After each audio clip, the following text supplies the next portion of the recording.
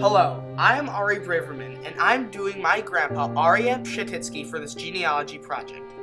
Arie Pshetizky was born in 1924 in the suburb of Warsaw, Długo Siodło. At this time, he had one older half-sibling, Modelet, and one real sibling, Hanna. Throughout his life, he started to get more siblings. Some of them were Lisa, Malka, and the youngest that's still alive today, Laser. He also lived with his parents, Rachel and David. The town before the Nazis was pretty good with Jews. Jews could get a living. But during September of 1939, the Nazis occupied the city of Długo Siodło. There was shooting in the streets and people lie dead on the ground. At this time, Arie's family split up. He went to the Polish army and his family fled to Russia. On the way there, his sister Malka died to the Russian planes shooting at the train she was in. His family then settled in Tambov, Kherson, Russia.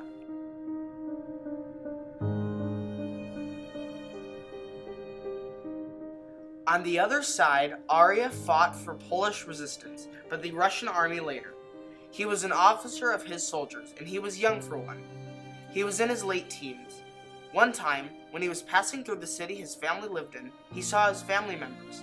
He stopped the train going toward the Nazi border for an hour, which was strictly against what he was supposed to do. He said his hellos and goodbyes and then left. Sadly, what he didn't know was that was also the last time he saw his father, David, as he died of a heart attack shortly after.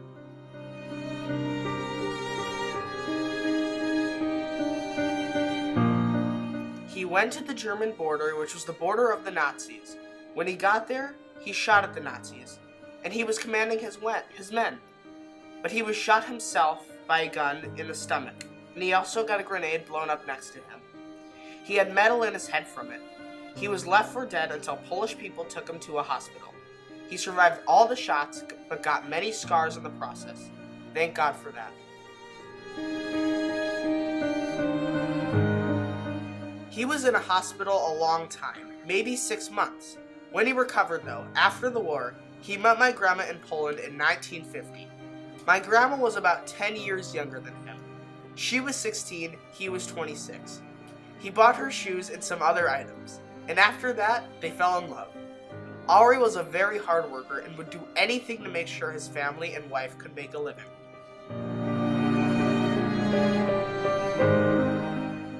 It was only a little bit of time until they got married.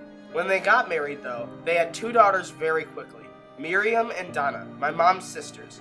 Around this time, for a job, they sold cigars and beer at a kiosk, given to them by the government. Because of all the anti-Semitism still going around, and Arie looking really Jewish, he was kicked out of his own store and his wife had to sell the products to make money. His wife didn't look very Jewish. Arie became a stay-at-home dad. Once in a while, Regina, his wife, cheated the buys because they kicked Arie out of the store. Sometimes, she put in some water in the beer, or maybe gave people a fake cigarette.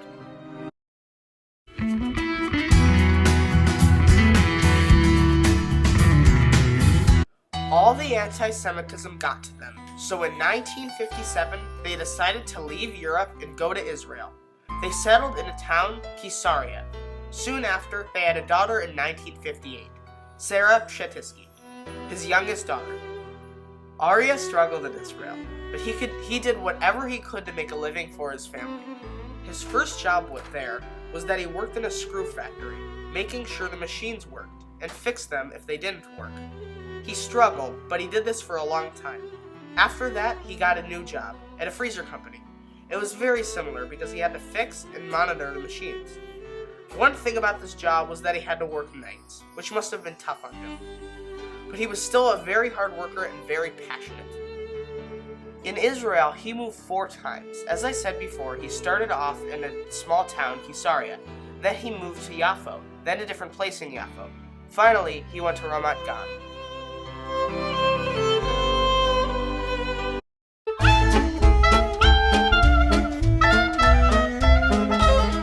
In 1974, Arie sent Sarah to America, but he, his wife, and other children stayed for 2 more years. Sarah went because she had a student visa and it was faster to send her. She needed to get to America before she was 16 or she would be held back to serve in the army. Arie also had to get the immigration papers ready to go to America. His daughter Sarah turned out to be my mom. My mom stayed with Arie's youngest brother Laser and his wife Clara for 2 years until Arie and his wife came to America. This was in Minnesota. Sarah had to go there because she was sponsored by Laser. In 1776, only Arie and his wife went to Minnesota. His other daughters were left behind until later. When he first got there, him and his wife looked for a job immediately. They found a housekeeping job in a nursing home just down the street. This was extremely difficult for them because they weren't young and fit.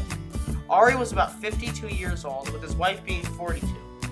He and his wife Regina worked there until they had enough money for a place. He lived in Sarah and Laser's house for 2 weeks, and then they left for an apartment down the street. In 6 months, Arie was out of the apartment and changed his job. This was when his life calmed down. He got a house in Golden Valley and worked in a restaurant to make money. And while he was doing that, his wife was a bank clerk. But one day, there was a bad accident that happened to his wife. Regina was on the bus and standing in the aisle to let someone out of the bus, when all of a sudden, the bus halted very fast to avoid an accident. She went flying into the cash box, head first. She was rushed to the hospital. Arie came there and saw her. It was the first time he cried as an adult man.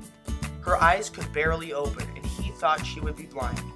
It took months for her to recover, but she did it and survived. After that whole incident, Arie changed his job to sewing hats, and Regina got a government job. Arie wanted to make sure Regina's retirement was good, so he paid off the house completely, and then my grandma retired at 62. And within that 3 months, he got a stroke and a coma and died in 1996 at the age of 72. He smoked a lot in his life, which was a big factor in his death.